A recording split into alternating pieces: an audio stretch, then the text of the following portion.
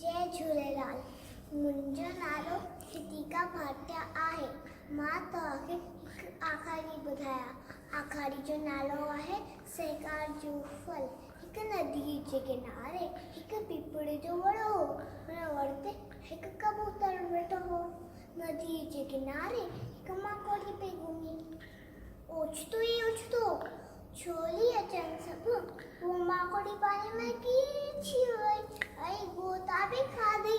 माकोड़ी खे ॿुधंदड़ ॾिसी कबूतर झटपट हिकु पन पटी पाणीअ में फिटा कयो। हू पन तरंदो ॾिठो माकोड़ी टिप रही हुन ते वेही रही। हू पन तरंदो अची किनारे लॻो। हिन रीति हुन पंहिंजा प्राण बचाया।